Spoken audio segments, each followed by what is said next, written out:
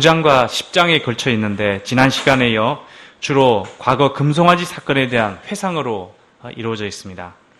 금송아지 우상숭배 사건으로 인해 백성이 멸망당할 위기에 처했을 때 모세는 40일 밤낮을 백성을 위해 간구했습니다. 하나님은 레위인을 백성을 축복하는 사람으로 세우셨습니다. 오늘은 이 두 가지, 즉 중보기도와 축복기도를 기도에 대해서 생각해보는 그런 시간 갖고자 합니다. 첫째, 모세의 중보기도. 출애굽을 한 이스라엘이 호렙산 앞에서 금송아지 우상을 숭배하는 치명적인 죄를 범하였습니다. 하나님은 이때 그들을 멸하고 모세를 위해 새로운 민족을 만들어 주시겠다고도 하셨고, 또 그들과는 절대 가나안으로 함께 올라가지 않겠다고도 하셨습니다. 모세는 이때 무엇을 하였을까요? 이스라엘이 아닌 새 민족과 새 살림을 차리려고 했습니까? 사람들은 큰 위기를 맞이하면 힘든 말만 늘어놓기 쉽습니다. 문제 자체를 해결을 하기보다는 문제를 외면하고 또 문제와 상관없는 사람이 되고자 몰래 숨기도 합니다. 또 새로운 대안이 없는가, 새로운 대안만 계속 찾기도 합니다. 그러나 우리가 모세를 볼 때 그는 그 문제를 정면 돌파했음을 알 수 있습니다. 그는 이스라엘의 문제를 자기 자신의 문제로 떠안았습니다. 그리고 진노하고 계시는 하나님 앞으로 나아가서 하나님 앞에서 그 문제를 해결하고자 하셨습니다. 그가 이렇게 회피하지 않고 그 어려운 문제를 들고 하나님께 나아갈 수 있었던 것은 그가 백성들의 진정한 목자였기 때문일 것입니다. 자녀가 큰 허물을 범하면 부모는 그 문제를 해결하기 위해서 어찌든지 손발을 움직이고 또 함께 씨름하며 문제를 해결하고자 합니다. 모세는 이와 같은 부모의 마음 또 목자의 심정으로 백성들의 문제를 감싸 안고 해결하고자 했습니다. 그러면 그가 어떤 방식으로 이 문제를 해결하였습니까? 먼저 그는 40주 40야를 여호와 앞에 엎드려 간구했습니다. 진노하시는 하나님의 그 마음을 돌이켜야만 문제가 해결된다는 것을 알았기 때문입니다. 백성이 하나님께 범죄를 했기에 하나님의 용서만이 이 문제를 해결하는 길임을 알았습니다. 그래서 그는 40일 밤낮을 엎드려 간구했습니다. 하나님 앞에 엎드려 주 여호와여라고 부르며 긍휼을 구하고 간절하게 기도했습니다.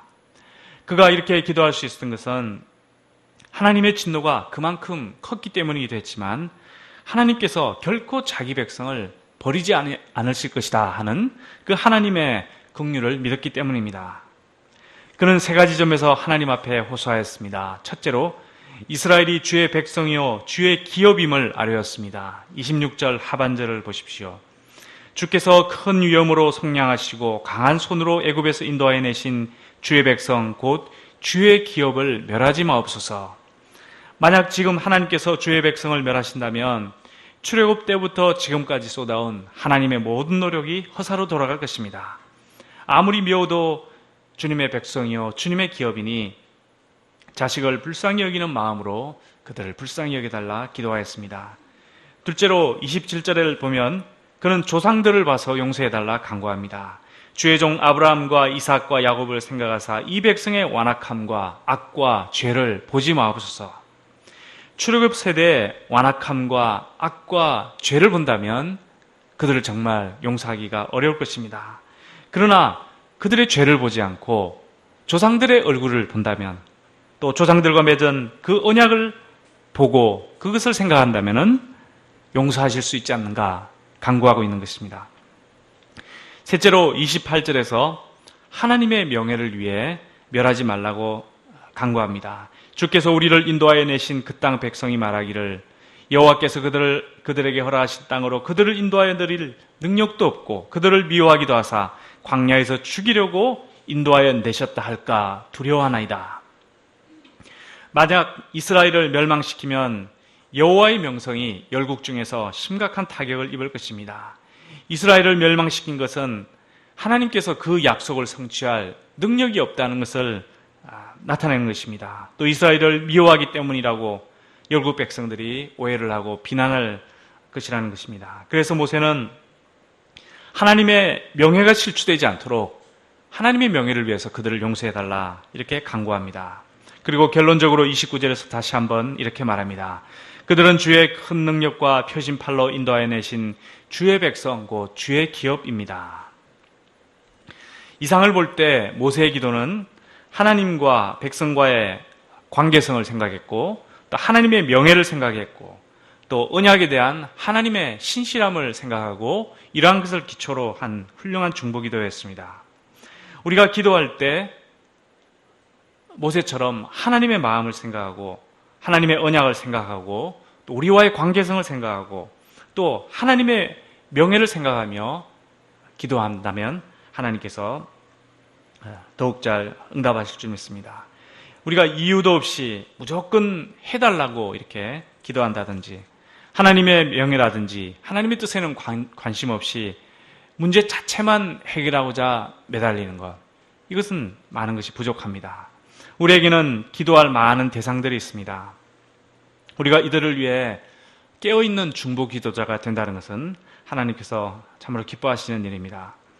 지난 주일 저녁에는 나이지리아 선교사님인 모니카 박 선교사님이 갑작스러운 뇌출혈로 인해서 한국에서 급한 수술을 하게 되어서 전 세계 많은 분들이 중보기도를 하게 되었습니다. 다행히 수술은 잘 되었고 위급한 상태를 이제 넘기고 의식이 이제 깨어나지 않는 그런 상태였는데, 오늘 다시 또 이메일을 받았는데 2차 수술에 이제 들어가게 되는 굉장히 위급한 그런 가운데 있다고 합니다. 우리가 오늘 모니카 박 선교사를 위해서 간절히 기도해야 되겠습니다. 또 방학이 되어서 양들이 이리저리 흩어져서 그들이 영적으로 약해지기가 쉽습니다. 우리가 이때 할 수 있는 가장 큰 일은 중보 기도일 것입니다. 자녀를 위해, 부모 형제를 위해, 또 복음 역사를 위해 늘 중보 기도하는 이런 중보 기도의 사람이 너무나 필요합니다. 우리가 당하는 상황이 때로는 너무 힘들고, 또 때로는 우리나 또 그 상대방이 너무 큰 죄를 지었기 때문에, 그래서 해결의 기미가 보이지 않아서 정말 기도한다는 것이 무슨 힘이 있을까 이렇게 생각하고 기도를 쉬게 되기가 쉽습니다. 그러나 우리가 모세처럼 하나님의 언약, 하나님의 긍휼, 하나님을 붙들고 하나님께 간절히 기도하는 그런 중보기도의 사람들 되기를 기도합니다. 모세의 중보기도에 대한 하나님의 반응이 어떠하였습니까? 10장 1절에서 5절을 보십시오. 하나님은 처음과 같은 두 돌판을 만들라 하셨습니다. 처음 두 돌판은 이미 죄로 인해 깨어졌습니다. 그러나 하나님은 중보기도를 받으시고 처음과 같은 두 돌판을 만들라 하셨습니다. 두 돌판을 들고 모세, 네가 산으로 올라오면 내가 다시 십계명을 그 위에 써줄게 하셨습니다. 이는 큰 죄인인 이스라엘에게 임한 정말 놀라운 소망의 역사입니다. 이에 모세가 하나님의 명을 따라 두 돌판을 만들어 손에 들고 산에 올랐습니다. 하나님은 그 두 돌판에 다시 십계명을 쫙 써주셨습니다.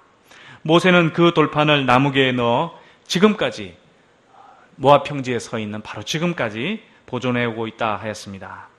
하나님의 기도 응답은 이처럼 깨트려진 십계명 두 돌판을 다시 회복하는 것과 같습니다. 이를 볼 때 이스라엘과의 회복은 언약 문서인 십계명을 회복하는 것이다 라고 말할 수도 있습니다. 모세는 지금 신명기 세대 앞에서 과거를 회상하며 이 십계명이 얼마나 중요한가, 그리고 그 세부 사항인 율법이 얼마나 중요한가 한가를 말하고 있는 것입니다. 이제 처음과 같은 두 돌판이 회복되었으니 이 두 돌판에 적힌 십계명과 또 율법을 잘 지키도록, 그래서 가나안 땅에 들어가서도 이 십계명과 율법을 잘 지키는 언약 백성이 되라, 말씀의 백성이 되라, 이렇게 권고하고 있는 것입니다. 이상에서 모세의 중보기도는 큰 위기를 극복하게 했습니다. 때로 이런 말을 합니다. 우리가 기도로 외적 환경을 바꿀 수 있다, 이런 측면이 있습니다. 그래서 기도는 모든 것을 변화시킨다, 이런 말을 붙들고 열심히 기도하는 분들도 있습니다. 또 반면 기도라는 것이 기도하는 사람의 뜻을 바꾸어 하나님의 뜻에 순응하는 과정일 수도 있습니다. 또 더 나아가서 때로는 오늘 본문처럼 기도를 통해 하나님께서 뜻을 바꾸실 때도 있습니다. 이렇게 보면 기도에 여러 가지 측면이 있는 것을 볼 수 있습니다. 어떤 경우가 우리에게 해당될지는 모르지만 어쨌거나 우리는 열심히 하나님께 중보기도 해야 하고 하나님은 이러한 우리의 기도를 들으시고 구원의 역사를 이루어 나가십니다. 둘째, 레위인의 축복기도 10장 6절에서 11절입니다. 여기서 이 구절은 주로 언약의 관리인들인 레위인에 대해서 말하고 있습니다. 모세는 6절과 7절에서 그 이후의 광야 여정을 잠시 언급한 이후에 8, 9절에서 언약궤를 관리하며 하나님을 섬기는 레위인에 대해서 말하고 있습니다. 8절을 보십시오. 그때 여호와께서 레위 지파를 구별하여 여호와의 언약궤를 매게 하며 여호와 앞에 서서 그를 섬기며 또 여호와의 이름으로 축복하게 하셨으니 이 일은 오늘까지 이르느니라. 여기에는 레위인이 어떤 일을 하는지 네 가지로 설명이 되어 있습니다. 첫째는 레위인은 여호와의 언약궤를 매는 사람입니다.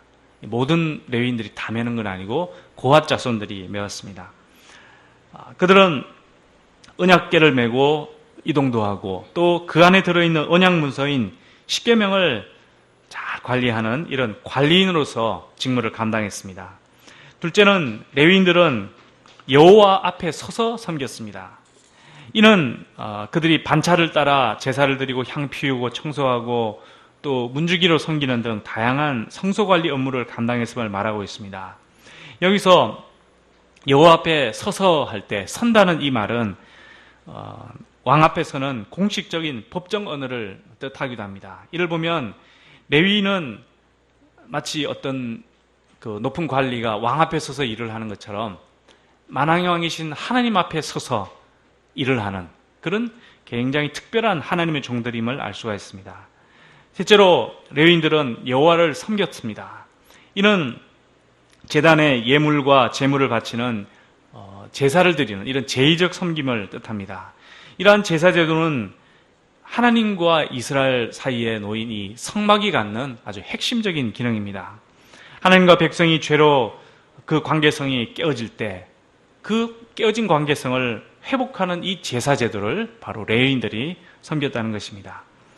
넷째로 레위인들은 여호와 이름으로 백성들을 축복하는 사람들입니다. 이는 레위 지파 중에서 아론의 자손인 제사장들이 하는 일입니다. 민수기 6장 22절에서 27절을 보면 하나님께서는 모세에게 일러 아론과 그 아들들이 즉 이제 레위 지파 출신인 제사장들이 백성들을 축복하도록 하였습니다. 그래서 이 부분을 아론의 축복이다 해서 굉장히 잘 알려진 그 축복의 그 멘트입니다. 거기에는 이런 내용이 나옵니다. 여호와는 내게 복을 주시고 너를 지키시기를 원하며 여호와는 그의 얼굴을 내게 비추사 은혜 베푸시기를 원하며 여호와는 그 얼굴을 내게로 향하여 드사 평강 주시기를 원하노라. 이러한 축복의 말을 이 문구를 그 이후 제사장들이 계속 백성들에게 이렇게 축복의 메시지로 들려주었습니다. 레위 제사장들은 이러한 축복 기도로 백성을 축복하는 그러한 사명을 가지고 있었습니다. 역대상 3장 13절은 이렇게 말하고 있습니다. 아론은 그 자손들과 함께 구별되어 몸을 성결하게 하여 영원토록 심히 거룩한 자가 되어 여호와 앞에 분향하고 섬기며 영원토록 그 이름으로 축복하게 되었느니라. 오늘날 우리 그 예배 마지막 순서를 보면 축도로 이렇게 끝이 납니다. 근데 이 축도의 축복의 멘트가 이 아론의 멘트하고는 완전히 다르다는 것을 우리가 압니다. 이 예배 마지막에 축복의 멘트는 어디서 왔을까요? 그것은 고린도후서 맨 마지막 구절에서 왔습니다. 13장 13절. 그러니까 참 어떻게 보면 굉장히 특이한 게 아이러니한 게 이 고린도 교회가 엄청난 문제로 그 분란을 겪고 어려운 이런 혼란스러운 교회였는데 그 문제가 다 해결하고 고린도후서 끝에 가가지고 맨 마지막에 바로 이런 축복의 멘트로 끝나고 있다는 게 굉장히 주목할 점입니다. 이렇게 13절은 기록이 됩니다. 주 예수 그리스도의 은혜와 하나님의 사랑과 성령의 교통하심이 너희 무리와 함께 있을지어다. 이것을 뼈대로 해서 우리 복된 수식어를 많이 붙여가지고 축도로 우리가 예배를 마치고 있습니다. 이러한 축도의 기원이 아론의 축복이고 또 실제로 아론의 축복으로 축도를 하는 그러한 예배도 많이 있습니다. 유대 랍비들은 다음과 같은 경고를 그 백성들에게 들려주고 있다고 합니다. 당신은 행여 이 초라한 제사장이 나에게 무슨 축복을 베풀 수 있겠는가라는 말을 하지 말라. 왜냐하면 당신에게 복을 주시는 자는 그 제사장이 아니라 그 제사장을 통해 말씀하시는 거룩하신 하나님이시기 때문이다. 오늘 말씀에서 모세는 중보기도와 제사장의 축복기도에 대해서 오늘 말씀에서 모세의 중보기도와 또 제사장의 축복기도에 대해서 살펴보았습니다. 이러한 기도의 대상이 되는 이 하나님의 백성인 이스라엘, 이 사람들은 정말 한 것은 불평과 불만, 정말 죄만 지은 것밖에 없는데 정말 이런 축복을 받고 중보기도의 대상이 되니 정말 값없이 은혜로 살아가는 사람들입니다. 정말 복받은 사람들입니다. 또 우리 자신을 생각해 볼 때도 정말 값없이 은혜 받은 이스라엘 백성과 전혀 다르지 않다 하는 것을 고백하게 됩니다. 우리에게도 중보자 예수님이 계십니다. 예수님은 우리를 위해서 늘 중보기도 하십니다. 또 우리를 위해서 기도하시는 목자님들 계십니다. 또 우리의 부모님들 늘 우리를 위해 중보기도를 하고 계십니다. 이로 인해서 연약한 우리가 실족하지 않고 서 있을 수가 있습니다. 누군가의 축복기도를 통해 자격 없는 죄인들이 하나님의 축복과 은혜 속에서 살아가고 있다는 것은 너무나 감사한 일입니다. 이제 우리도 받은 바 은혜를 남을 위한 중보기도 또 남을 위한 축복기도로 되갚을 수 있어야 하겠습니다. 무더위로 지치는 이때 우리가 영적으로 깨어 양들과 자녀와 동력자들을 위해 그리고 온 세상을 위해 중보기도와 축복기도를 이어가는 기도의 종들이 될 수 있기를 기도합니다. 오늘의 메시지는 기도로 끝내지 않고 이 아론의 축복기도로 끝내고자 합니다. 우리 영상을 보면서 같이 우리를 축복하시는 하나님을 만날 수 있기를 기도합니다. 들으시죠.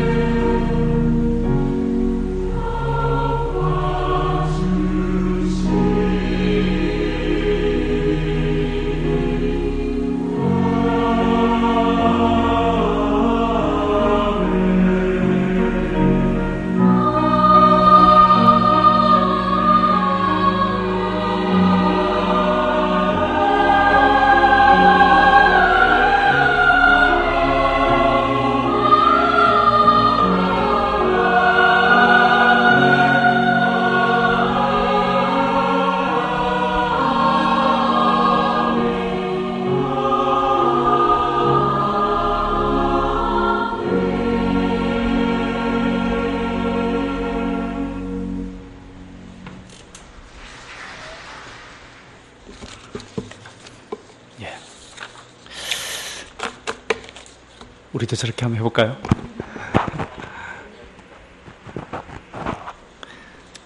사실